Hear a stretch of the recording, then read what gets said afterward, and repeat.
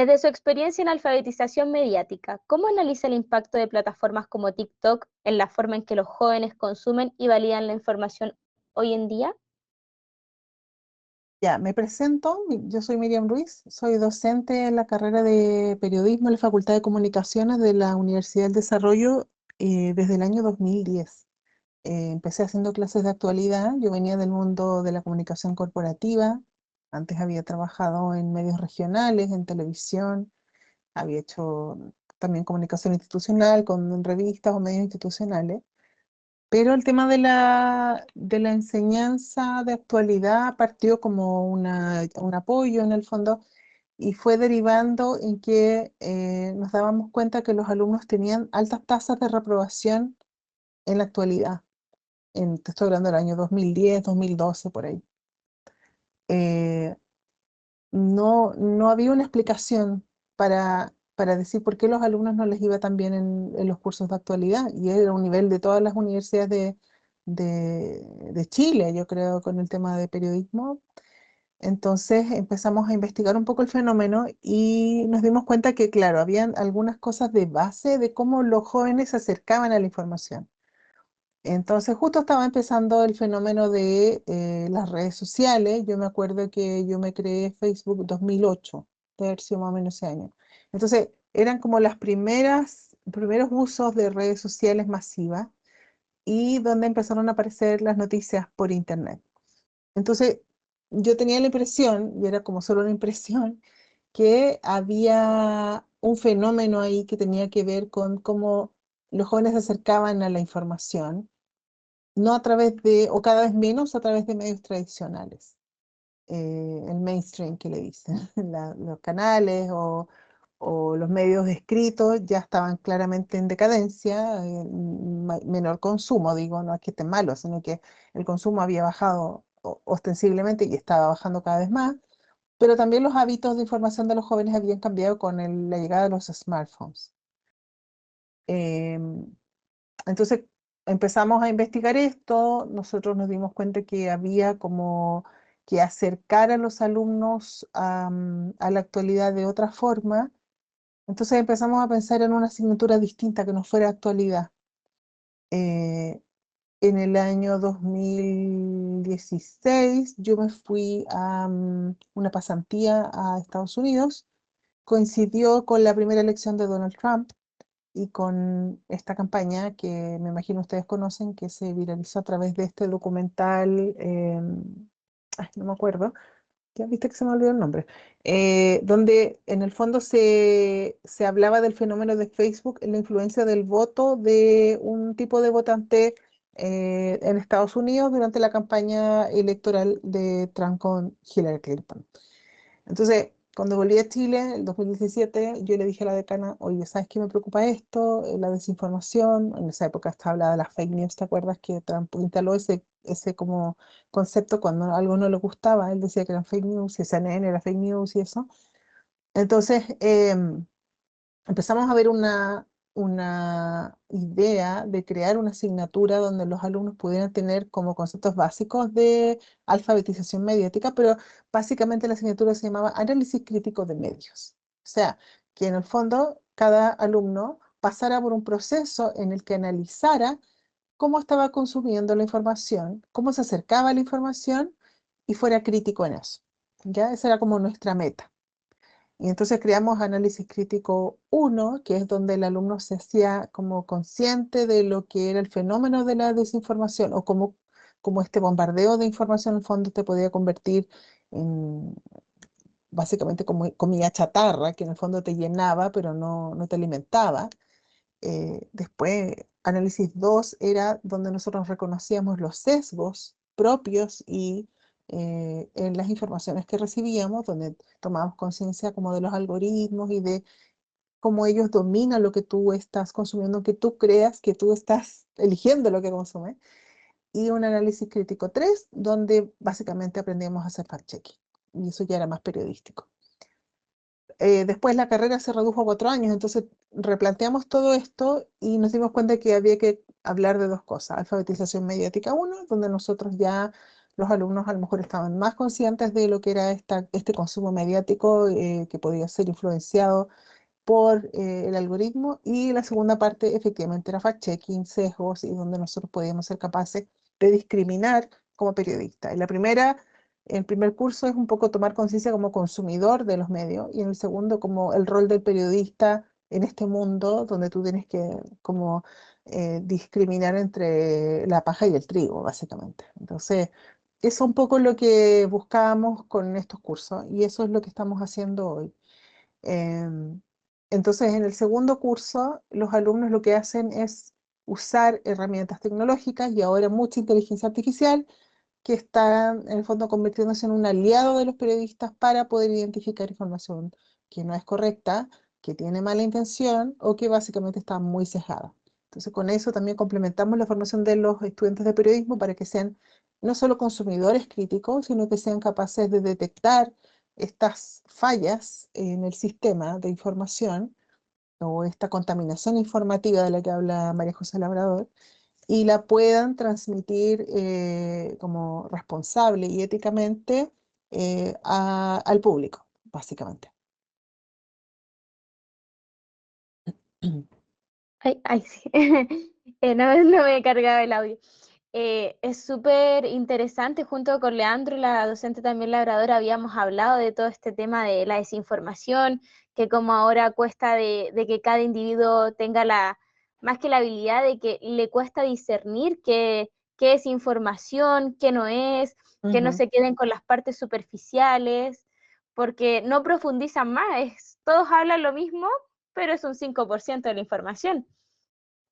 Y de esa misma línea, en su curso sobre desinformación, ¿usted ha observado ciertos patrones específicos en la forma que los estudiantes se informan a través de redes sociales, en este caso TikTok? ¿Cómo usted aborda que los estudiantes sigan esto? Nosotros hacemos dos ejercicios importantes. El primero es cuando los alumnos entran a la carrera, que les hacemos una especie de encuesta donde tratamos de medir cuán conscientes están de cómo están consumiendo las informaciones.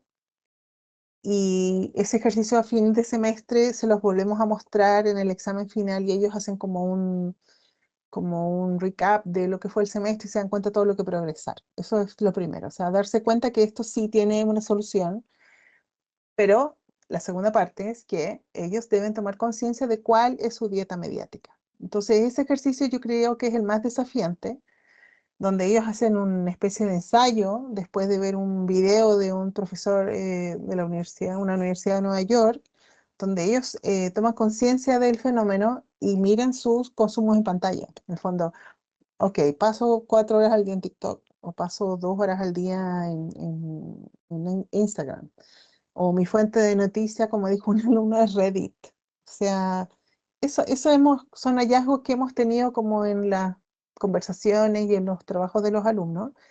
Eh, lo que yo te puedo decir es que efectivamente el consumo de noticias en TikTok es muy alto, que ni siquiera ellos son conscientes de cuáles son esas fuentes de noticias que están siguiendo, porque muchas veces es el algoritmo el que manda, no lo que tú estás siguiendo. Eh, Hacemos un ejercicio, por ejemplo, ahora en época de campaña de primaria o campañas políticas en general, yo les digo que sigan a todos los candidatos. Así el algoritmo se vuelve loco, no sabe qué mostrarles. Porque en el fondo, cuando tú tomas conciencia, y eso yo te diría es como lo más importante, de que efectivamente el algoritmo quiere saber cosas de ti cuando tú creas una cuenta para darte solo eso, el sesgo del algoritmo es más relevante de tus preferencias personales. Y tus preferencias personales pasan a ser lo que el algoritmo te quiere mostrar. Y ya está comprobadísimo que la polarización política que se da hoy en el mundo tiene que ver mucho con eso, con los nichos o los compartimentos estancos de ideas extremas en los que tú te puedes ir profundizando en la medida que tú estás siguiendo ciertas cuentas. Hace un par de años, cuando en Estados Unidos se discutía la influencia de TikTok, ¿te acuerdas que habían hablado como de cerrarlo y qué sé yo? eh, una periodista del Washington Post hizo un estudio muy interesante, que es que se creó una cuenta ficticia, puso que era un adolescente, y puso los temas que le interesaban y ella, una de las cuentas que empezó a seguir tenía mucho que ver con la ansiedad, con la depresión, con cómo los pensamientos depresivos en el fondo se van intensificando hasta llegar a ideas suicidas. Y ahí se empezó a discutir en el Congreso de Estados Unidos cuán conveniente era TikTok, ¿me entiendes? Pero claramente todas las redes sociales que funcionan con algoritmos, ahora el algoritmo de TikTok puede ser un poco más satánico, a lo mejor lo era en ese momento y ahora ya se ha suavizado, pero efectivamente los periodistas gringos decían, oye, nosotros vimos la cuenta en China y todos los pensamientos son, vamos, tú puedes, vamos a ganarle al mundo, sé positivo, no sé qué, y el algoritmo en Estados Unidos te puede sumergir en la depresión. Entonces, ellos tenían su propia, no sé, al final con el cambio de gobierno, no sé en qué quedó esa discusión, ya no es una prioridad claramente, pero en el minuto era, ¿qué podemos hacer con esta guerra como psicológica a la que están exponiéndose voluntariamente los jóvenes en Estados Unidos? Eh, y estamos hablando de jóvenes en el mundo ahora que se exponen voluntariamente por horas a contenidos absolutamente seleccionados por el algoritmo, donde ellos no discriminan, solo hacen scroll down o pueden apagar el teléfono. Eh, y son muy pocos los alumnos que me confiesan así como yo busqué este tema. Es como me salió este tema.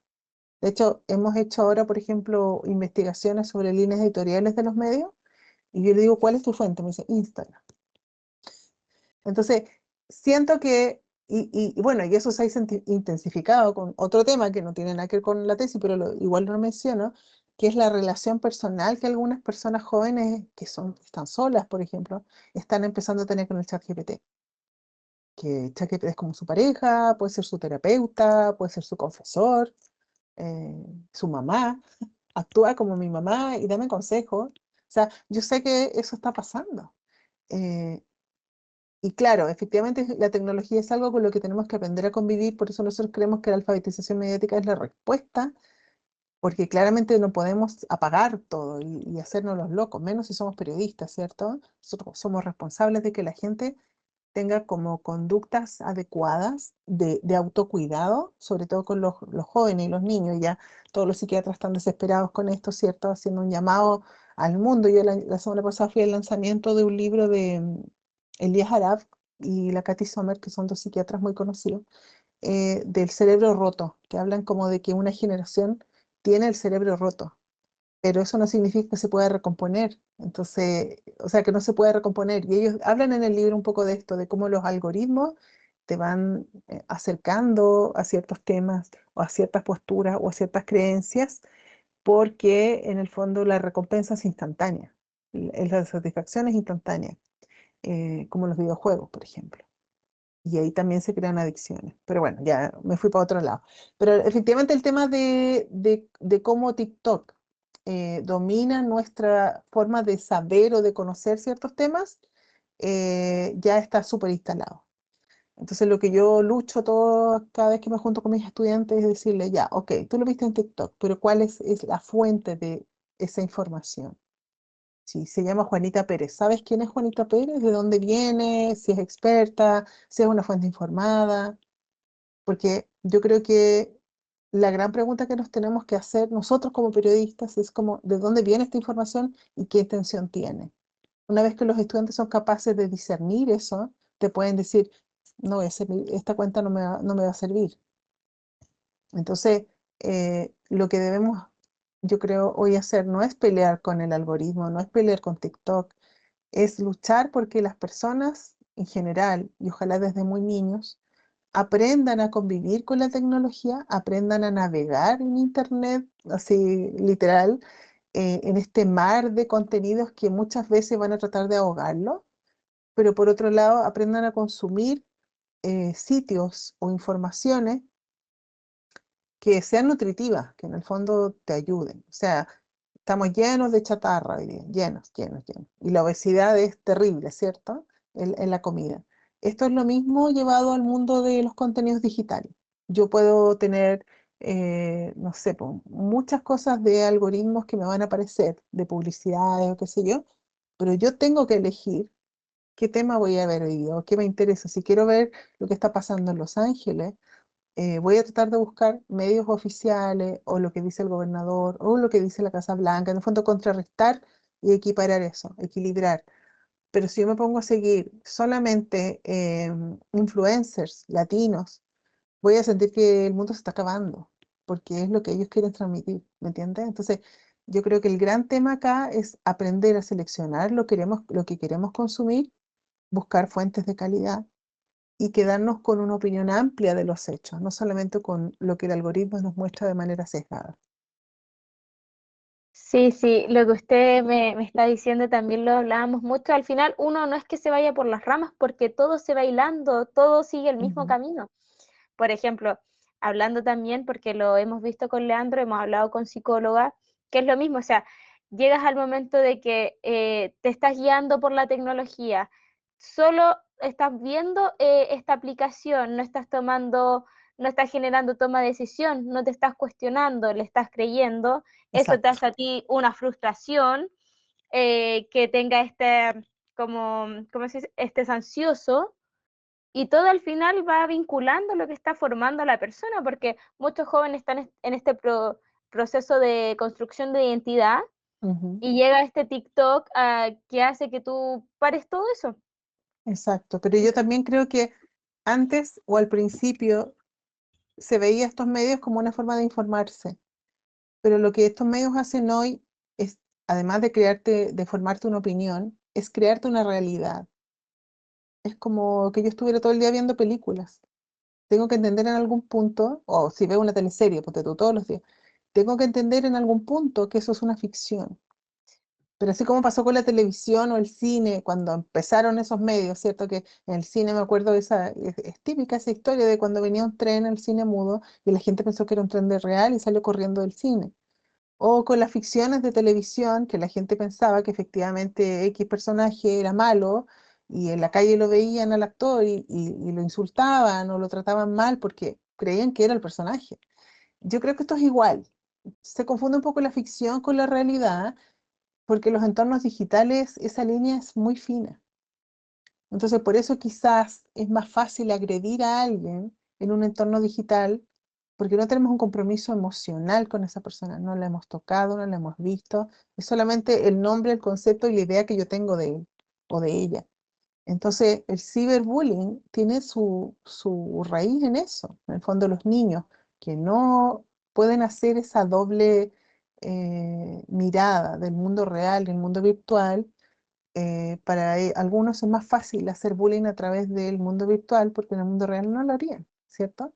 Entonces, yo creo que esto es lo mismo, pero también siento que nosotros como periodistas y ustedes como estudiantes tienen una tremenda responsabilidad de educar a la población. Y creo que lo que viene para nosotros en el futuro no es solo informar, es como guiar y crear conciencia de que debemos acudir a buenas fuentes de información, debemos ser plurales siempre para escuchar la voz de todos y solo así poder tomar una buena decisión.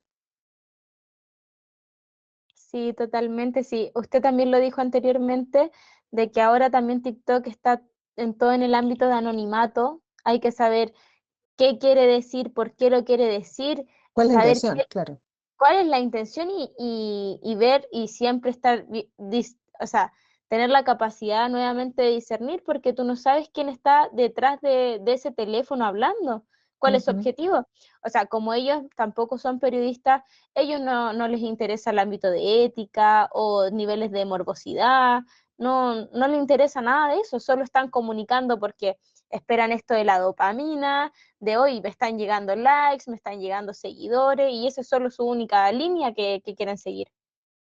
Y nosotros Y tenemos una clase en específico que se llama zonas de información, que lo que hace es como llevar al estudiante desde el contenido crudo, que es como cuando tú tuiteas algo, ¿cierto? Lo que tú opinas, o una foto que tomaste en la calle sin contexto, hasta lo que es el periodismo. Y ahí entre medio hay muchas características.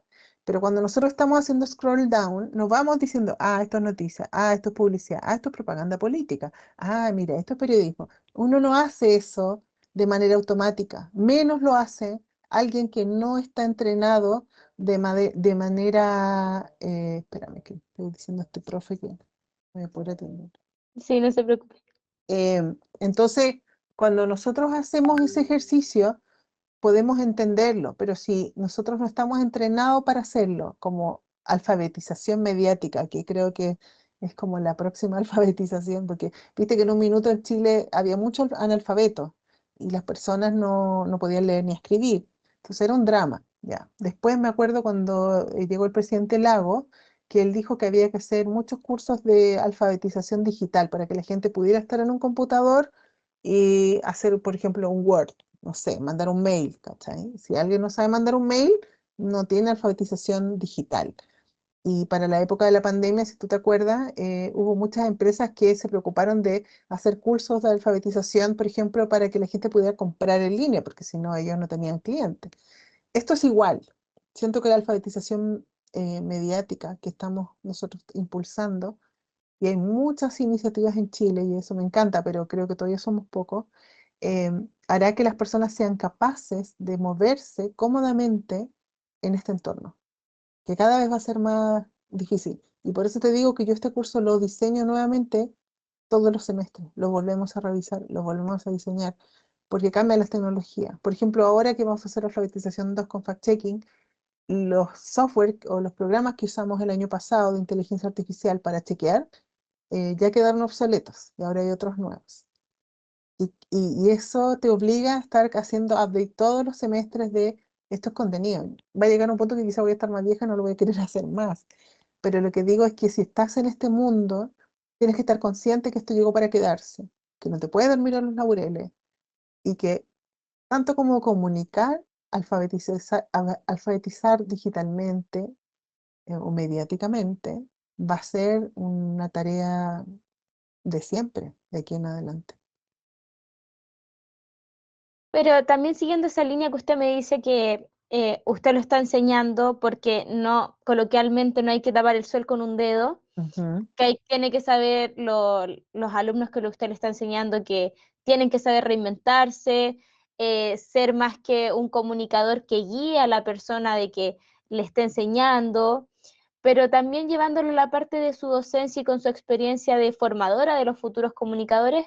¿Usted cómo considera que el uso de estos formatos breves que nosotros estábamos hablando del scroll ha influido TikTok en la capacidad de concentración, también en el análisis de los estudiantes? ¿De qué manera usted aborda de que ahora muchas personas, como le decía anteriormente, están viendo la inmediatez, este sistema ansioso que tienen y no están contrarrestando con otros medios, se están quedando? ¿Cómo usted considera que este formato ha influido en la capacidad de concentración o el procesamiento de la información? Bueno, yo creo que ha influido negativamente en el sentido de que nuestra, nuestro conocimiento es menos profundo. Quizás ha influido positivamente en que sabemos más rápido lo que está pasando. Ahora, ¿de qué fuentes viene esa información? Ese es otro tema, digamos. Pero si yo te digo, no sé, por ejemplo, no tengo idea, cuando fue lo del Papa, por ejemplo, murió el Papa. Todos lo supimos rápidamente, ¿cierto? Eh, entonces siento que la inmediatez, la globalización, efectivamente lo logran las redes sociales o esta comunicación digital que tenemos. Y una cosa interesante que lo conversaba con una colega es que en Finlandia, por ejemplo, en Europa, los medios tradicionales están viendo cómo llegar con sus noticias de calidad a el ambiente de TikTok, por ejemplo. Cómo ellos pueden ingresar. Y creo que es un desafío para los medios, porque las audiencias están ahí, ya no las vamos a sacar de ahí. No van a volver a sentarse a leer un diario por 3 horas o 2 horas como hacía mi papá los fines de semana. Es un hábito que la gente perdió, lamentablemente. Pero también creo que es una oportunidad para que los periodistas busquemos formatos nuevos, eh, donde podemos atraer a las audiencias y llevarlas a las plataformas donde les podemos dar profundidad. Eh, y lo que me decía esta colega es que hay varias investigaciones de doctorados, por ejemplo, en Finlandia, de ver cómo llevar el diario X a TikTok o cómo lograr que el canal de televisión, no me acuerdo, llegue a TikTok con un formato amable para que los auditores después se vayan a ver el canal. siento que por ahí va un poco el desafío. Nosotros siempre vamos detrás de Europa, de Estados Unidos, quizás recién el otro año vamos a empezar a hablar esto, pero los medios hoy, hay un ejemplo súper bonito que es La Nación Domingo, perdón, La Nación en Buenos Aires, que es un diario muy conocido, pero que cuando empezó la campaña de Milei empezaron a hacer algunos streamings por YouTube, cosa que nunca había pasado porque era un diario muy tradicional. Ellos tenían hartos problemas de lucas, como muchos medios hoy, y les fue súper bien. Tan bien que las audiencias se trasladaron a YouTube, o los que no leían el papel empezaron a ver YouTube, y ahora tienen un canal por YouTube que transmite regularmente todo el día con las noticias del día, con lo que salió en papel, con los editores comentando los temas. Y es lo que está haciendo ahora, por ejemplo, La Tercera, con un canal de YouTube también. Entonces, siento que eh, efectivamente los formatos se van a ir ajustando a dónde están las audiencias. La información de calidad va a tener que competir con estos contenidos chatarra, como te digo. Entonces ahí la solución efectivamente puede ser que tengamos un consumidor más entrenado o mejor entrenado que sea capaz de discriminar esos formatos. Sí o sí los formatos van a seguir, sí o sí la capacidad de concentración se ha rebajado, pero siempre va a haber alguien interesado en un tema, ¿cierto?, que te interese mucho y vas a ser capaz de profundizar en eso. La información de nicho en regiones, por ejemplo, está siendo más exitosa que lo que puede hacer el Mercurio, La Tercera o Canal 13, ¿me entiendes? Porque la gente suele ahora ir a los temas que realmente les importan, como hay tanta información. Entonces, si yo vi un Pucón, por ejemplo, me va a interesar mucho todos los días ver la voz de Pucón, su Twitter, o ex, no sé cómo se llama ahora, o su TikTok. Entonces, el desafío es para ese medio que es chiquitito, que tiene pocos recursos, pero que sabe que tiene una audiencia cautiva, entregar información de calidad que compite con el influencer o con el generador de contenido que tú decías al principio. Yo tengo que ser capaz de demostrar con mi trabajo que lo que estoy entregando tiene una mejor calidad, es más fiable, me nutre más, entonces voy a preferir ese contenido. Sí, sí, ayer junto a Leandro estuvimos haciendo una entrevista también a un experto en comunicación digital y nos decía lo mismo, que para el periodista esto lo tiene que tomar de la manera de reinventarse. Ujú, Antes los departamentos de áreas digitales en la parte de periodismo eran pequeñísimos y no se le ujú, daba tanto énfasis y ahora son los más grandes porque se están dando cuenta que las audiencias están ahí, que no van a irse de TikTok y tienen que saber que lo que se publica en Facebook no se puede publicar de la misma manera que en exacto. Instagram y de Instagram no se puede publicar lo mismo que en TikTok, porque ya no va a hacer que un joven de 16 años se ponga a leer el diario que ya no lo hizo y quizás ya no lo Ujú. va a hacer. Y lo otro mira, hay una experiencia súper linda que la vimos nosotros hay un diario muy famoso que se llama The Washington Post, que, bueno, es muy conocido porque es este diario que hizo caer el presidente Nixon, ¿te acuerdas? Que en el caso Watergate. Entonces, nosotros visitamos el Washington Post el año 2012 con estudiantes y era un diario que tú entrabas y había como olor a humedad. O sea, no sé cómo explicártelo, así como era un diario antiguo, muy antiguo, que no tenía lucas, que había bajado mucho sus suscriptores, estamos hablando del 2012. Entonces, me acuerdo que salimos con una sensación súper como triste, qué pena, porque este es un diario tan importante que hizo caer un presidente, o sea, hay mucha historia en estas paredes, estos archivos, bla, bla, bla, todo lo que tú quieras, pero no vendían nada. Y después lo compró Jeff Bezos, el dueño de Amazon. Y ellos nosotros volvimos el año 2014, creo, 2014 o 2016, no me acuerdo. Claro, fue la elección del 2012 y después volvimos a la elección del 2016. Y era otra cosa. O sea, la primera reunión de pauta era para ver cómo nos ha ido en Internet, ¿ya? Antes era al revés, cómo nos fue en el diario y qué cosas vamos a pasar a Internet. Esto era al revés. O sea, hablemos ahí estaba Martin Baron, me acuerdo, que era que es un superstar, él era el editor, y él decía, ya, ¿cómo nos fue en Internet? Esta fue la noticia más importante en Internet. Ok, entonces esa noticia es la que vamos a profundizar para llevar en el diario de mañana. Es Internet la que manda, porque es más inmediato. La forma de hacer el diario cambió completamente. Ya no habían solamente periodistas, habían ingenieros, habían diseñadores, habían, no sé, un montón de profesiones que antes no estaban en el diario. No habían solo periodistas, no habían fotógrafos solamente, habían diseñadores, Habían muchos, me acuerdo, muchos ingenieros, me llamó mucho la atención eso, informáticos, ingenieros, no sé, unas profesiones insólitas. Pero lo que quiero decir es que la forma de diseñar el medio estaba pensada en los hábitos de consumo de su público. Entonces, claro, ellos siguen teniendo una base de suscriptores online, en papel, que son poquitos, cada vez cuesta más encontrarlo, creo que sale el fin de semana en papel, pero sí que están llegando de manera efectiva, siguen siendo creíbles, ahora que está el tema Trump, siguen siendo un medio de vanguardia. Efectivamente han tenido temas con la propiedad de Jeff Bezos, que tiene una mirada más digital y todo lo que tú quieras, pero siguen existiendo, porque siempre va a haber público que los quiera leer. Y el New York Times es lo mismo, el New York Times es una transición a lo digital y una transición muy exitosa. Tienen muchísimas suscripciones en todo el mundo, ahora que a lo mejor antes no podían tener, porque el universo era Nueva York y algunas partes de Estados Unidos. Ahora es el mundo entero. Entonces siento que efectivamente si un medio es capaz de hacer esa transformación, pensando en lo que las audiencias quieren, pero sin dejar de lado el rol que tienen los periodistas, la ética y la información de calidad, eh, tenemos todas las de ganar. Entonces la transformación sí puede ser exitosa.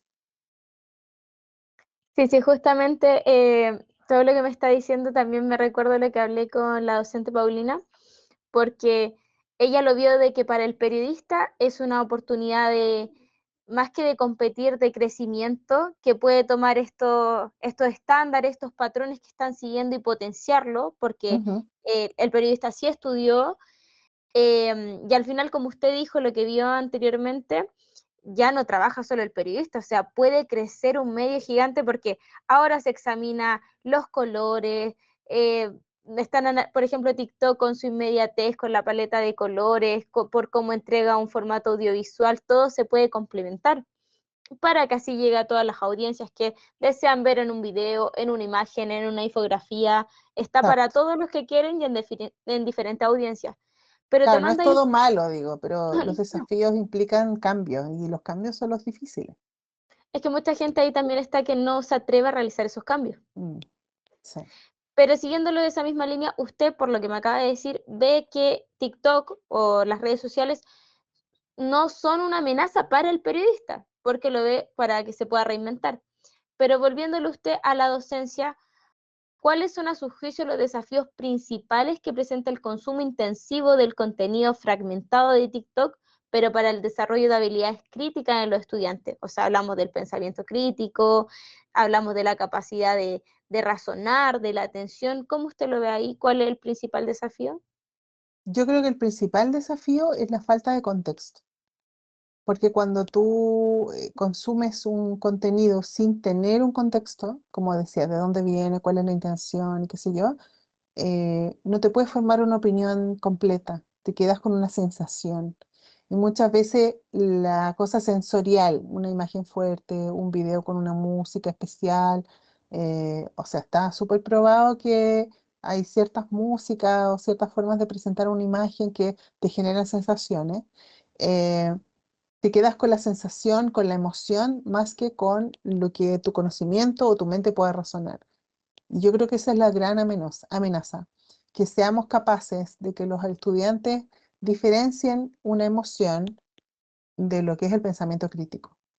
Por eso creo que el desafío, como una habilidad, sí, de esas habilidades como del futuro, que habilidades blandas, ¿cierto? Que uno dice la empatía, el equipo de trabajo, todas esas cosas como que los empleadores buscan hoy, va a ser el pensamiento crítico, va a ser la capacidad de discernir entre lo que es emocional y lo que es racional.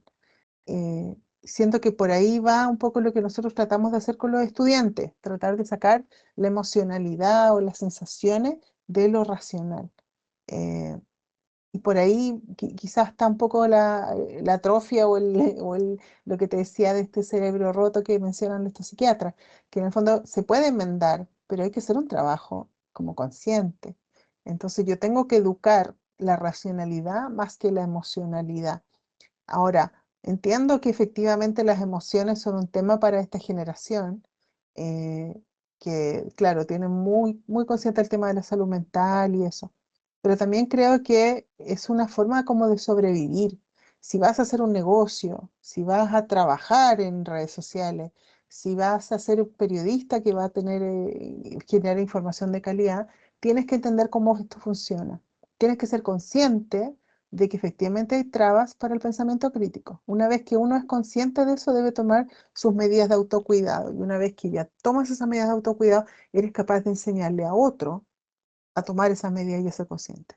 Entonces, es un proceso que para nosotros dura un año o un poco más, porque después los alumnos tienen ética periodística y retoman el tema, pero también tienen un curso de pensamiento crítico en primer año. O sea, mientras más pronto se eduquen estas habilidades, mejor.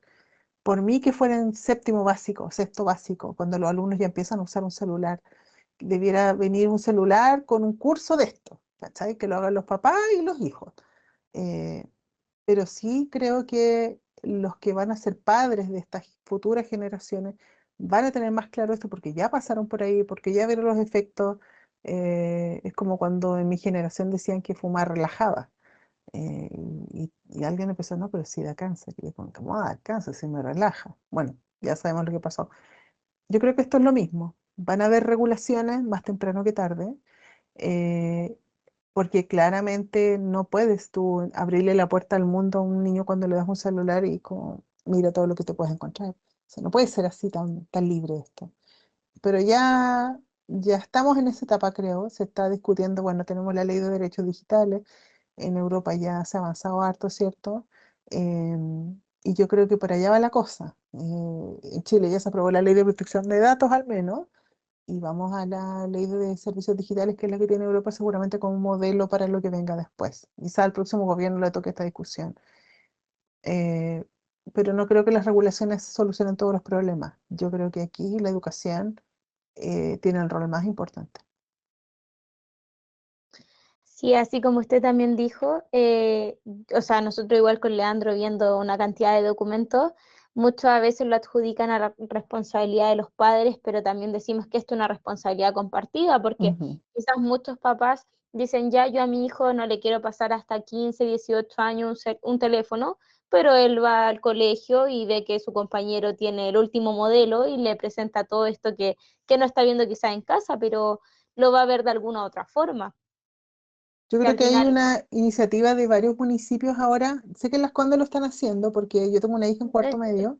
Y esta iniciativa de que el colegio es un espacio libre de teléfono es como cuando no hicimos un espacio libre de humo, ¿me entiendes?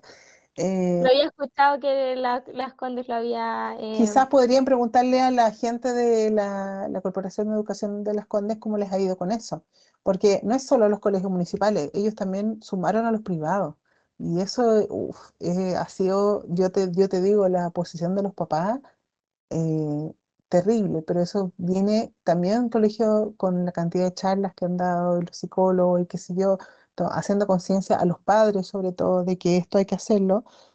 Ha sido un terreno como de preparación para que se pueda aceptar la medida, pero efectivamente tú puedes ver en algunos colegios, me parece que el Simón Bolívar o el Fleming, que están ahí en la calle Fleming, claro, tenían un letrero que decía, este colegio es un espacio libre de celulares y era una cuestión de Las Condes. Entonces quizás podrías preguntarles a ellos cómo les ha ido con este experimento que, claro, a lo mejor lograron unificar a los papás y en otras comunes más difícil, todo lo que tú quieras, pero yo creo que debe haber algún efecto, quizás los cabros subieron las notas, leen más, no sé qué, como ellos hacen mediciones, quizás es bueno saber cómo les ha ido con eso.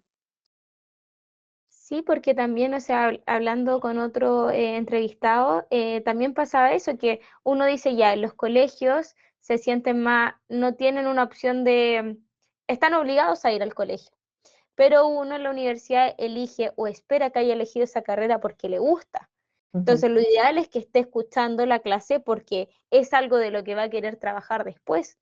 mm, Entonces, y ahí están nuevamente hablando con la docente el día de ayer, Paulina, decía, y yo tengo que volver a parar la clase cada 5 minutos porque que ve el teléfono, que lo prende, que lo apaga, que lo prende, que hay que darle 10 minutos ahora de descanso porque 5 minutos duró la atención que me puso a mí como docente. sí. Es algo que todo va ligado y todo va afectando a fin de cuentas. Y siguiendo en esa misma línea en el contexto educativo, ¿Usted cree que la fragmentación de la atención que está causando obviamente el formato breve de TikTok requiere una reestructuración de la forma de enseñar y evaluar los contenidos de la universidad? Usted me dijo que impartió este curso, pero ¿usted cree que debe ser en todas las carreras? ¿O encuentra que a nivel universitario se debe volver a reenseñar? Bueno, nosotros tenemos como un esquema de trabajo cuando hacemos las clases. Yo no soy docente de formación, yo soy periodista, entonces he tomado hartos cursos de formación docente acá adentro y en general la atención de los estudiantes, antes los módulos eran 45 minutos, me parece algo así, ahora son de 40. Y lo que pasa igual es que uno se le recomienda que cada cierto tiempo vaya haciendo pausas activas. Entonces, por ejemplo, yo los primeros 15 minutos hablo y todo eso, pero tengo que mostrar un video o tengo que ir a un juego o algo, quebrar ese espacio y volver a retomar 15 minutos. A mí me ha funcionado bien que el primer módulo hago clases teóricas con estas pausas que te digo y el segundo módulo es un módulo de trabajo de los estudiantes, sin celulares, con lápiz y papel. Entonces, lo que quiero decir es que efectivamente van apareciendo ideas, pero tiene que ver con cómo nosotros nos relacionamos con estos conceptos que queremos enseñar. Si yo quiero enseñar que el alumno mantenga una atención y sea capaz de entablar una conversación con su compañero y analizar críticamente un documento, tengo que hacerlo trabajar con lápiz y papel. Entonces siento que uno se va a ir adaptando, pero se va adaptando también con lo que tiene en el fondo. Si tú te das cuenta que no tienes como un terreno fértil donde puedas meter esos conocimientos, claramente no es el momento ni el lugar. En ingeniería, por ejemplo, donde los chiquillos hacen 45.000 expresos matemáticas, quizás no es lo mismo. Pero si yo quiero que mis estudiantes tengan una capacidad crítica para analizar un texto, necesito sacarlos de la concentración del celular, porque requiere un trabajo mayor, ¿me entiendes? Como de conversar, de disectar lo que estoy leyendo. Nosotros le llamamos de construcción a los textos. Hacemos una deconstrucción de texto, pero después tenemos que hacer las conclusiones y eso significa dialogar y qué sé yo. Entonces, claro, el alumno tiene que estar muy sumergido en eso y sentimos que el lápiz y papel, así como de estilo antiguo, de repente no es malo, pero yo creo que también les hace bien cuando hacemos un Kahoot y los hacemos pensar o concursar. La gamificación ayuda harto en eso, porque los despierta. Entonces, si están así como medio dormidos pensando en sus celulares, esto como que les da una recompensa inmediata, que es lo que mayoritariamente los jóvenes buscan hoy. O sea, nadie quiere un libro de 500 páginas porque la recompensa se demora mucho, ¿cierto?, en llegar, aunque sea una novela muy entretenida. Pero si tú haces un juego y inmediatamente ellos ganan o pierden, ya saben si tienen una compensa inmediata. Entonces, hay que jugar un poco con esos dos mundos. O sea, yo quiero que los alumnos tengan atención, por lo tanto voy a jugar como en ese espacio de atención y recompensa, pero por otro lado les voy a mostrar que cuando se trata de cosas más serias, yo necesito que se concentren y ahí necesitamos la pipa. Al final volvemos a lo que hablábamos anteriormente, o sea, cómo se vincula todo. Porque si la persona, usted no le otorga nuevamente esto del lápiz y el papel, no, o sea, lo relaciono un poco a mis profesores de que post pandemia les pasó que muchos se adaptaron a este tema de ya hagamos la prueba vía documento, me la mandan al correo, pero uno iba pasando que tú vas escribiendo tu idea en esta evaluación y dices, me equivoqué, no sé, en esta ortografía, ya, borrar, cambio, y pasa que uno va perdiendo eso de, tengo ciertos minutos, no puedo usar en este caso el corrector, tienes que tener tu idea, razonar, esta habilidad que tenías antes de decir, no, no voy a pensarlo tanto y voy a ser sensato y más, ¿cómo decirlo? Más breve. Pero esto otorgó que Ujú. la persona ya tampoco se estén perdiendo estas habilidades blandas de lo que usted dice, la capacidad de dialogar, de conversar, de cuestionarse las cosas, porque lo que quieren es una respuesta inmediata. Mm, Y usted en sí. ese ámbito, ¿qué habilidades también ha visto que han afectado a los estudiantes? Me hablaba antes de la capacidad, por ejemplo, de la profundidad, de concepto. algunos me hablan de la atención, de problemas La de comparación. concentración, de todas maneras, la concentración. ¿Cuál es la que usted ve más? ¿La concentración? Yo creo que sí, porque lo que más cuesta es que se puedan concentrar en una tarea por mucho rato. Eso por una parte. Y también la abstracción, como no estás viendo esto, imagínatelo. Y te miran así como, imagínatelo. O sea, la imaginación, la capacidad de abstraerse, como de ir a conceptos como más, no sé cómo decirlo, pero como en el fondo cosas que tú, porque, ¿qué pasa con la inteligencia artificial? Yo le doy un prompt y la inteligencia piensa por mí algo, ¿cierto? Entonces esa capacidad creativa es la que yo creo que se está viendo afectada, porque no eres capaz de abstraerte, imaginarte algo y plasmarlo en una idea. Eso cuesta, ese proceso. El otro día había ay, perdón, Salud. ay, me dio como alergia parece algo. No se preocupe. El domingo leí un artículo en el Mercurio, no sé si lo viste, que era no, el sábado fue, que era ay, no sé qué me está llamando, espera un segundo, déjalo. No se preocupe. Era un filósofo, a ver, espera, déjame buscarlo acá.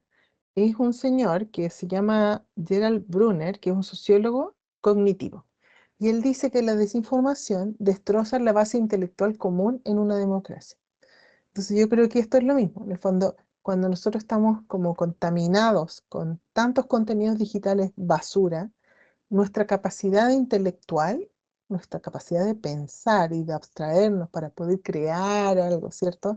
Ya sea una idea o cualquier cosa, em, se va minando. Es lo que pasa, por ejemplo, con el autotune, ¿cierto? La gente que le gusta la música baja autotune y le dan unos prompts, qué sé yo, y te crean la canción. ¿Qué pasaba antes cuando alguien quería crear una canción? Se iba al Se, parque, ¿cierto? se Miraba el daba el tiempo. atardecer, se sentaba, escribía, algunos usaban drogas, obviamente, pero lo que quiero decir es como que había un proceso creativo, ¿cierto? Eso es lo mismo que pasa hoy con la inteligencia artificial, para hacer un video, para hacer un aviso, para hacer mil cosas. Entonces, claro, tú puedes usar eso, pero sobre eso tienes que hacer algo, ¿cierto? Es una ayuda que te apura algunos procesos. Pero lo que pasa es que hoy, de forma como más cómoda, estamos confiando tanto en la tecnología que no nos damos ni el tiempo ni el espacio para pensar sobre eso, para reflexionar sobre eso. Entonces creo que lo que más se ha visto afectado es esa capacidad de reflexión para lograr la creación posterior. O es más lenta o es menor. Pero yo por lo menos he visto que eso es lo que yo he detectado más en estos años, como que se ha ido afectando más con esto. Y desde esa misma línea usted me ha dicho que hizo más cursos de pedagogía, pero de profesiones periodistas, que la universidad también dice que cada cierto minuto tienes que usar un formato audiovisual por el tema de la atención, que lo han investigado. Pero usted, a su juicio, ¿qué estrategias o enfoques pedagógicos considera efectivos para contrarrestar estos efectos negativos en la fragmentación de la atención de los estudiantes? ¿Usted tendría otra modalidad para contrarrestar estos formatos breves con los de TikTok? Mira, a mí lo que más me ha funcionado es el trabajo colaborativo en grupo, como una reflexión en equipo. Porque yo creo que mucho de lo que hacemos en redes sociales lo hacemos solos, ¿cierto? Cuando estamos haciendo scroll down o vamos a publicar algo, estamos generalmente solos, o en la pieza, o en el baño, o en la micro, o en el metro, ¿cachai? Pero cuando estamos con alguien más, si tú te fijas, no estamos tanto en el teléfono. Solemos conversar más, solemos dialogar, solemos pensar más. Entonces, a mí por lo menos lo que me ha funcionado mucho es, más que los alumnos hagan trabajo solo, reflexiones solas, qué sé yo, de repente hacen un foro y opinan, pero son opiniones breves, es que ellos sean capaces de ponerse de acuerdo en una idea, o en un proyecto, una propuesta. Y para mí eso es un proceso más largo, porque ahí ya tienen que poner más atención, escuchar al otro, elaborar una respuesta, y creo siempre que ese proceso es el más rico de todos, porque los alumnos, por ejemplo, en el examen, yo les doy un tema y ellos tienen que ponerse de acuerdo en una conclusión. Eso es cada vez más difícil, Que antes se veía ¿cierto? tan fácil, así, juntos Después vamos de la a pandemia, hacer una idea. ¿tú no has visto lo difícil que es hacer trabajo en grupo? Cuando uno les dice en la Totalmente. sala, júntense de a tres y te miran, así, "Y si es que yo hice mi parte, yo hice la mía". No, no, Ya no es nadie eso. quiere hacer No es eso lo que como, estoy pidiendo. Yo estoy pidiendo que te pongas de acuerdo. ¿Y por qué eso? Porque en el mundo real, no en el digital, los equipos hoy son interdisciplinarios. Y si tú eres periodista, y a mí me pasó cuando yo trabajé en una empresa de comunicaciones, ¿cierto? Yo tenía una crisis con un cliente, yo tenía que ponerme de acuerdo con el abogado de la empresa y con el gerente, que era un ingeniero comercial. Tres personas con tres visiones muy distintas de un problema que teníamos que solucionar. Y la cosa es que, ¿cómo llegamos a un punto en común si los tres pensamos el mundo de maneras muy distintas? Y yo tenía que sacar el comunicado antes de las 6 de la tarde para que en el Mercurio el otro día saliera la respuesta de la empresa sobre la crisis que estaban teniendo. Entonces, ese ejercicio de ponerse de acuerdo, de dialogar, de llegar a una conclusión provechosa para los tres, de negociar en el fondo, es lo más difícil. Y yo hago eso, les vuelo la cabeza para empezar, me miran así como, pero ¿cómo? No sé, pero tienen que lograrlo. Eh, Ellos dicen, después de la evaluación, que es donde más aprendieron. Se tuvieron que sentar, se tuvieron que escuchar, se tuvieron que pelear muchas veces y después ponerse la buena para llegar a un resultado. Siento que una de las capacidades más afectadas con esto es como la vida en común o la comunidad que podemos hacer, porque efectivamente la relación que tenemos con la tecnología, con las redes sociales, es individual. O sea, tú puedes mandarle un mensaje a alguien, pero en general cuando estás haciendo scroll down, solo tú lo sabes, ¿cierto? Nadie sabe lo que estás haciendo, lo que estás poniendo. Eh, Tus redes son personales, tú tienes una clave para entrar, es todo muy privado, ¿cierto? Pero ¿qué pasa cuando tú te exhibes en público con un otro y tienes que ponerte de acuerdo con eso? se Y- retraen. Exacto. Y si te fijas, una de las fortalezas que tenían nuestros abuelos, por ejemplo, o las familias antiguas, era que vivían en comunidades. O sea, todos participaban en la crianza de los niños. Uno veía al abuelo, la abuela, los primos, los tíos. Las comunidades, a pesar de vivir lejos, se juntaban más que ahora. Entonces, siento que esa es una de las cosas que más se ha afectado, pero donde nosotros podemos volver a la humanización, a sacar la tecnología. En el momento que nos sentamos con un otro que es distinto a mí y tratamos de llegar a una conclusión o algo que nos ponga en común. A mí por lo menos me ha funcionado muy bien eso. Hago el examen así, el segundo certamen, que es como el más importante también. eh, y ellos dicen después en sus evaluaciones que eso es donde más aprendieron. Entonces, de verdad siento que volver a humanizarnos en esos aspectos donde nos podemos equivocar, nos podemos pelear, pueden pasar muchas cosas, ¿cierto? Pero el producto final, que no es una retribución instantánea como el videojuego, ¿cierto? Esto es un proceso, es más rico, te nutre más. Y los alumnos Es, se dan cuenta. es que al fin y al cabo eso enriquece porque usted no le está enseñando solo a aprender, o sea, son habilidades también blandas que van Ujú, perdiendo. ujú. Mucho pasó que en la pandemia se enfrentaron mucho a esto, a esta videollamada, y al momento de vamos a conocer a los compañeros nuevos, se perdió totalmente, o sea, aumentó la vergüenza, estaban más tímidos, no sabían entablar una conversación, porque, o sea, yéndonos un poquito, pero es del tema principal, que lo vimos también con la psicóloga junto a Leandro, estaba esto de que al encajar, al seguir estos cánones que ven tan duros en TikTok, también se apela a la comparación, entonces todo para entrar a un grupo seguían en esa parte que no los llevaba a nada. Claro, esa debe yo creo haber sido como la capacidad que más se perdió en la pandemia. Y nosotros nos dimos cuenta cuando los alumnos volvieron, eh, primero que no se conocían, segundo que era pucha que era fácil tener clase con la cámara apagada, ¿cierto? Pero en cambio, mi hija, por ejemplo, que estaba en esa época en Estados Unidos, también tenía clases online, pero tenía que maquillarse, porque ellos no permitían clase con cámaras apagadas. Entonces, ella hacía un esfuerzo por presentarse, por conocerse, qué sé yo, y cuando volvió a clase, ya conocía a sus compañeros. Acá no se conocían y también nos pasó que los alumnos efectivamente no sabían relacionarse, porque se les había olvidado esto, de trabajar en grupo, de ponerse de acuerdo. Había muchos alumnos, como dices tú, muy tímidos quizás, pero yo creo que tenía que ver con lo mismo, o sea, como yo soy capaz, primero, de plantarme frente a un otro que no me conoce, segundo, de mostrar lo que sé y escuchar lo que sabe el otro, y tercero, de todo eso tratar de sacar algo, una conclusión, un trabajo, una idea. Entonces es un proceso, pues no es fácil. Lo que pasa es que antes era normal, ahora ya no es tan normal y no es tan fácil. La tecnología nos hace la vida más fácil, pero nos pone más tontos en el fondo, porque no somos capaces de racionar las cosas que quizás deberíamos racionar.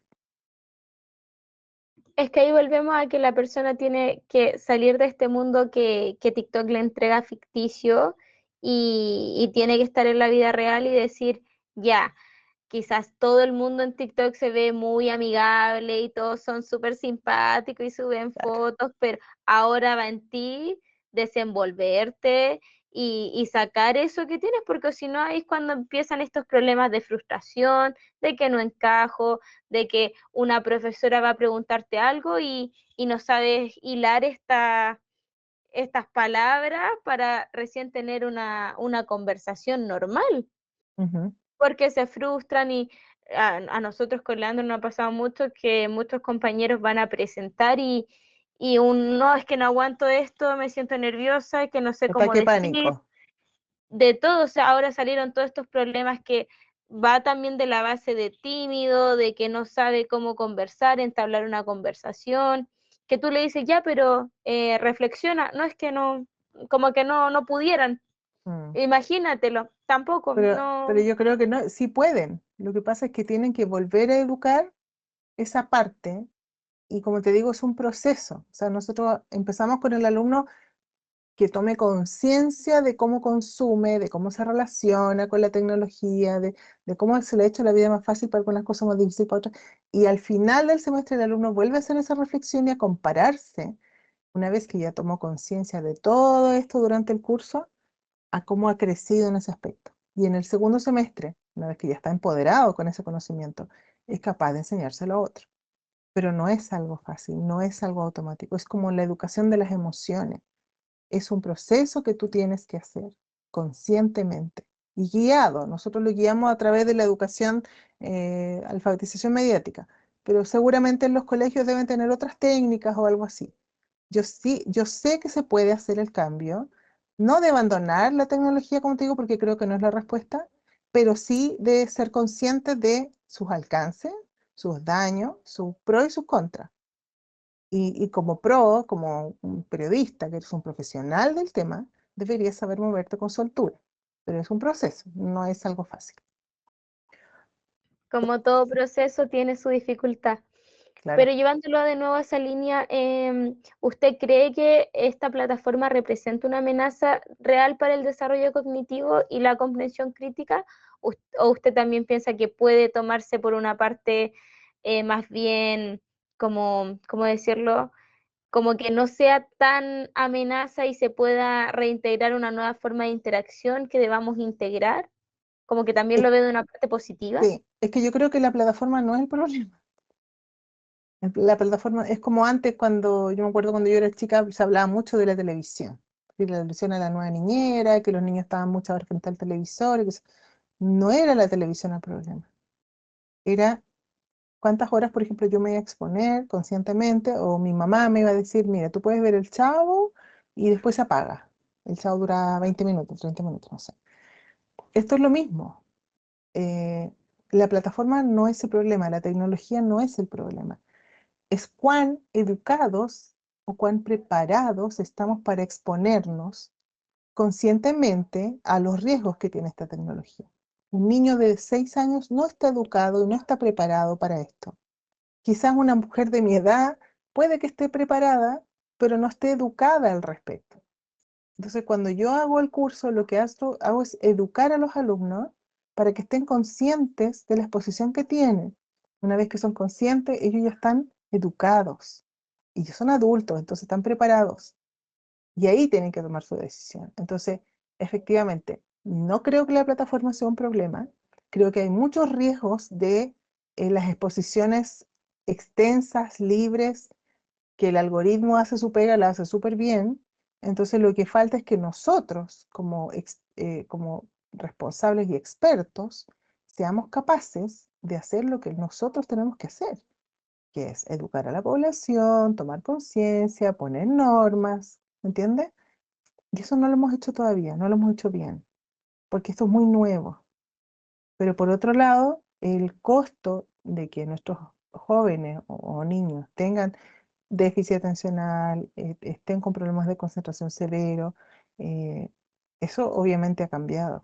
Esta nueva tecnología o estos nuevos hábitos de consumo te obligan a cambiarlo. Cuando llegó Twitter y eran 140 caracteres, tú tenías que resumir lo que estabas pensando en 140 caracteres. Era un esfuerzo consciente, pero la persona que lo leía no tenía que hacer ese resumen, veía esas líneas y entendía todo, o creía entender todo, aunque tú en tu interior sabías que no habías dicho todo, que faltaba contexto, que había muchas cosas que te guardaste. Entonces, ¿qué vio esa persona? Como una versión de lo que yo quería decir, pero no es lo que yo quería decir. Esto es lo mismo. En TikTok nosotros vemos un titular, un 5 segundos de imagen y seguimos, y el contexto no está. Entonces, yo tengo que entender, cuando me someto a TikTok, de que no hay contexto y que voy a ver un titular, ¿cierto? Y que si yo quiero profundizar, tengo que ir a otra fuente un poquito más profunda para entender ese tema. Ahora, una persona que no es periodista, que no es un adulto, que no consume información conscientemente, como un joven o un adolescente, obviamente va a tener efectos de eso. Y los efectos pueden ser muy negativos. Entonces, vuelvo a eso. O sea, nosotros podemos hacer una parte, pero efectivamente la tecnología no es el problema. El contexto que rodea al uso de esa tecnología, ese sí puede ser un problema. Sí, es que uno cree que tiende a repetir, pero es la base de lo que como conversamos esta conversación de que la persona tiene que tener la profundidad de que antes, por ejemplo, los estudios se decían cuando fue el boom de la televisión, que la persona veía de 3 a 4 horas tecnología y decían que era lo peor, y ahora la persona está de 8 a 10 horas. Mm. Entonces cada vez va a ir a Y un más, te aumento. diré más, porque cuando los alumnos llegan en el verano, yo le digo, miren en su teléfono cuántas horas estuvieron. O sea, yo, por ejemplo, ayer me llegó el reporte en pantalla y decía 8 horas. Y dije, 8 horas. Claro, es que me vi las Sí. teleseries en el teléfono. Yo veo dos teleseries. Las vi en el teléfono. Entonces, si tú sacas la cuenta, claro, son 8 horas. Pero yo tengo alumnos, y esto es, a mí se me paran los pelos. Me dicen, profe, me di cuenta que el sábado que estuve en mi casa, antes de entrar a clase, cuando son de vacaciones, estuve 14 horas en redes sociales. Y las cuales Mucho. 6 fueron TikTok, o 8, no sé. Es que también ahí quizás me estoy desviando un poco del tema, pero todo va vinculado. Hay familias que no potencian para nada una conversación en la mesa, el Claro, pero te estoy hablando de sobremesa, personas de 18 años, o sea, que ya salieron del colegio, que igual tienen que uno algunos esperaría elementos de que, juicio. sí, No, es que uno esperaría tantas cosas, pero de verdad que no somos claro. conscientes, ni los adultos, ni los niños, de cuánto consumimos. O sea, menos mal que eso existe, como del control de cuántas horas llevas, porque eso es una ley que en el fondo los obligaron a ellos a hacer esto, los iPhone. Pero si yo le digo a mis hijos, o sea, estos amigos psiquiatras decían, yo dejo a mi hijo jugar videojuegos, pero ¿cuántos minutos? 20 minutos al día. Y todos se rieron en esta como presentación del libro. Y los niños dijeron, sí, 20 minutos. Yo puedo jugar 20 minutos videojuegos. Anda a ponerle 20 minutos a un niño y trata de Ujú. sacarlo a los 20 minutos. La pataleta que Sí. te va a hacer. Es que ahora está eso, todo lo que está pasando a nivel psicológico de un menor de esto que se pone a llorar, que no sabe enfrentar la frustración, porque también estas cosas para un niño, no sé, de 6 5 años, los dibujos, el audiovisual generan todo esto de que, desde la adicción a fin de cuentas. Es que eso es, pues, es una adicción a la dopamina. Y cuando reconozcamos la adicción a la dopamina como la enfermedad, no sé, por el alcoholismo o las drogas o la adicción al tabaco, ahí nos vamos a dar cuenta de lo grave que es. Pero nadie le quiere poner nombre todavía, ¿cachai? Porque es muy No. entretenido, muy bonito, po.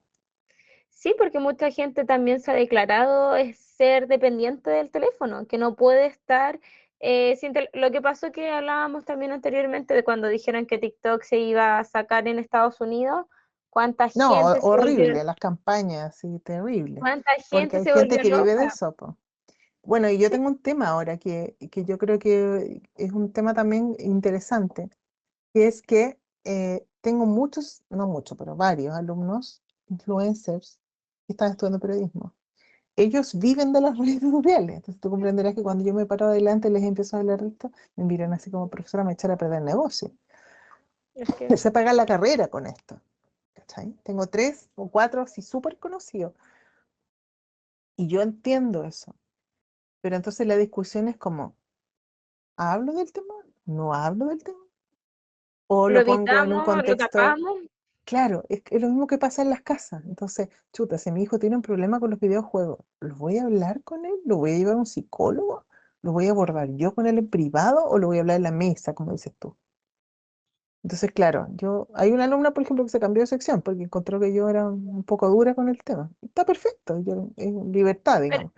Es que eso está pasando, no lo quieren, no le están tomando el peso que debe tomarse, porque ayer, volviendo a hablar de la docente Paulina, decía, muchos creadores de contenidos ahora no quieren estudiar periodismo porque digan, hoy quiero informar sobre noticias importantes. Mm, Yo soy creador de contenidos y voy a estudiar periodismo, pero para seguir eh, subiendo la información que a mí me guste, pero para claro, que no digan, hoy soy solo un simple creador de contenidos, que digan, soy periodista, pero subo de cómo me voy a vestir hoy día, claro. pero seguir esa misma línea. Y piensa tú que eso todavía es válido porque en el fondo, ¿qué se reconoce? Que la formación ética no la vas a encontrar en otro lado, ¿cierto? Pero cuando llegue el punto, y es probable que Google ponga su propia universidad y diga, ¿saben qué? Mejor ven en la Universidad de Google, todo curso en línea, muy barato, y no estén en la universidad, es probable que eso pase. Y que, claro, efectivamente ir a la universidad sea muy caro. Pero lo que yo digo es que esa discusión ética es súper necesaria hoy. Si tú no la haces en algún punto, si tú no la incorporas en tu ser, no te vas a diferenciar de tus competencias en el fondo. Lo que tú necesitas es formarte de tal forma que tú lo que tienes no lo tiene nadie más. Y eso es lo que yo le digo a los estudiantes. Y usted también por esa misma línea, usted identifica la ética como el primer factor, o sea, el principal factor de diferenciar a un influencer, creador de contenido, como se llamarán, con un Ujú. periodista, O sea, hay tres o ve cosas, otros. claro. O sea, hay 3 factores que nosotros siempre mencionamos. Primero, que es una información que tú puedes verificar, que son datos que te aportan, que son verídicos, que tú puedes encontrar en alguna parte y dice, esta es la fuente. Y segundo, que hay independencia, que cuando tú eres un periodista, tú entregas el dato sin tener un interés, o por lo menos eso es lo que uno espera, ¿cierto? Que no hay un interés detrás, a menos que sea un diario o una radio súper partidista y hay un interés político detrás. Pero casi siempre no hay un interés. Y lo otro, que seamos responsables. O sea, yo, Miriam Ruiz, firmo esto y me hago cargo. Y el diario que me lo publica se hace cargo. Entonces, si tú te sientes ofendida, tú vas y pides tu derecho a réplica o demandas al diario, ¿cierto? Eso no pasa con un generador de contenido. Él puede decir lo que quiera. Él siempre va a decir que es su opinión. Entonces, el VIR que le decimos nosotros a los alumnos, la verificación, la independencia y la responsabilidad, ¿se cumple?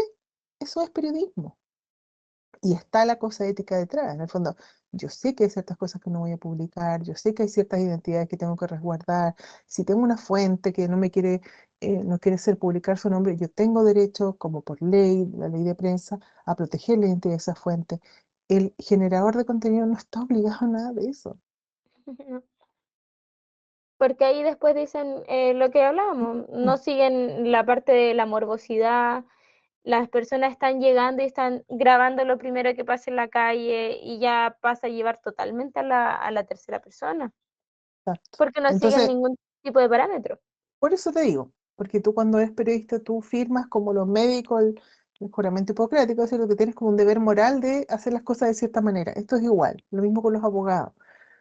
Pero el día que a alguien se le ocurre decir, ¿sabes qué? Ya no vayan más a la universidad, estudian todo por Google y les damos un título así, eso puede cambiar. Ojalá que no pase, pero no me extrañaría que pasara. Porque de hecho Sí. Trump el otro día dijo, no necesitamos más universidades, necesitamos más electricistas, más plomeros y no sé qué. Pero, ¿what? A raíz de lo de Harvard, de eso estoy Sí. hablando. O sea, sí, pues, yo entiendo que eso puede pasar, que necesitamos plomeros y electricistas, pero ¿qué pasa con el pensamiento? O sea, es como de los Sí, griegos que estamos hablando de esto. ¿Vamos a dejar de hablar de esto ahora?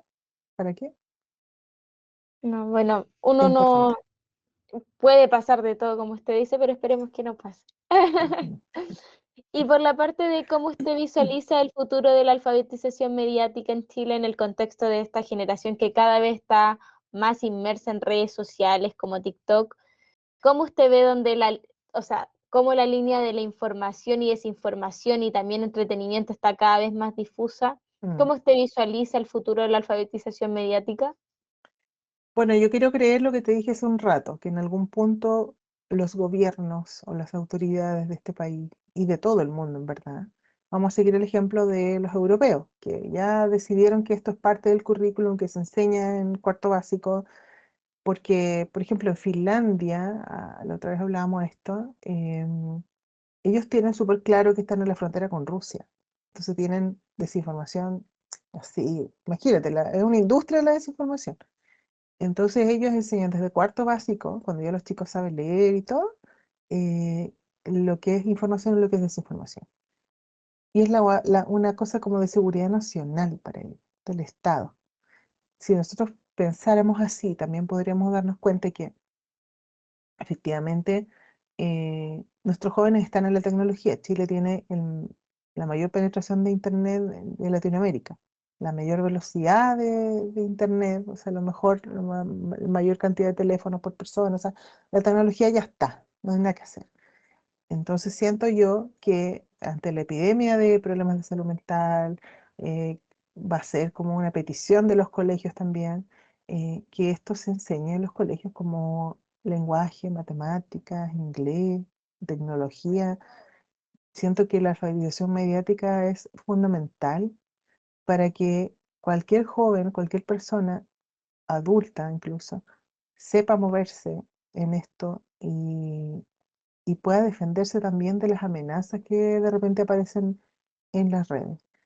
Em, yo confío en que en algún punto alguien va a escuchar tantos llamados, tanto de la ciudadanía digital, de todas estas corporaciones. Hay muchas fundaciones que están luchando por este tema hace tiempo, em, y se incluye en los currículum de los colegios eh, la ciudadanía digital como una forma de relacionarnos en las plataformas y de discriminar los contenidos que realmente nos sirven. Eso es formar criterio, eso es formar hábitos, nos va a ahorrar hartos problemas y hartos costos, sobre todo en atención de salud mental, pero también nos va a preparar para el mundo real, porque claro, efectivamente vamos a trabajar con más tecnología y todo lo que tú quieras, pero en algún punto vamos a tener que sentarnos a pensar en soluciones humanas. Y si no nos sabemos relacionar entre nosotros, no nos sabemos respetar en este entorno real, no lo vamos a lograr.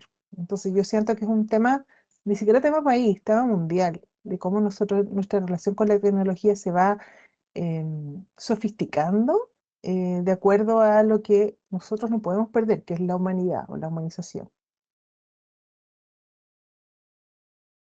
Entonces, llevándolo a esa parte también, usted, como también vimos con Leandro, que es directora de la Asociación Nacional de Mujeres Periodistas, usted entonces, la aplicación, yo sé que aborda toda la parte digital, pero ¿usted considera TikTok una amenaza para el periodismo? O no, o sea, hablamos anteriormente que usted lo veía como no una amenaza, como una que se puede reinventar el periodista. Entonces, ¿usted no considera que el periodismo no sea una amenaza para ellos, pero a nivel sí de docente? Eh, no lo ¿De considero una amenaza para el periodismo, creo que es un desafío. Creo que es un desafío relacionarnos en esa plataforma, los medios sobre todo, y también muchos periodistas independientes que han logrado despegar con sus contenidos, ¿cierto? Que son conocidos, que ya a lo mejor están retirados de los medios, que están trabajando súper fuerte en esas plataformas y les va bien. Por eso creo que es un desafío ser creativos, competir con el algoritmo, generar comunidades con temas y sobre todo ser muy experto en algo. Eh, en el caso de la docencia, creo que, como te dije, la plataforma no es el problema y también creo que el desafío está en que nosotros seamos capaces de ser más atractivos que la plataforma, pero al mismo tiempo enseñar a que los alumnos puedan moverse en TikTok sabiendo que hay peligros, sabiendo que le tienen que ganar al algoritmo y haciendo cosas al respecto. Entonces, cuando llegamos a la acción, ya lo logramos. Ahora, una cosa es tomar conciencia y otra cosa es hacer algo al respecto, ¿cierto? Entonces, Sí. generalmente nos quedamos en la toma de conciencia, pero para hacer algo al respecto ya como que es un paso más. Entonces, quizás estamos en ese desafío. O sea, estamos tratando de tomar conciencia primero y después ya cuando lo logremos todo, pasar a la etapa de hacer algo al respecto. Porque cuando nosotros tratamos de ganar el algoritmo, como te decía con ese consejo de sigan a todos los candidatos, sigan a todos los partidos políticos, eh, ahí lo logramos. Logramos tener una visión más real del mundo, pero no todos lo hacemos. Entonces, cuando lleguemos a Mm. hacerlo, ahí quizás ya vamos a haber logrado como docentes que esto permee la sociedad.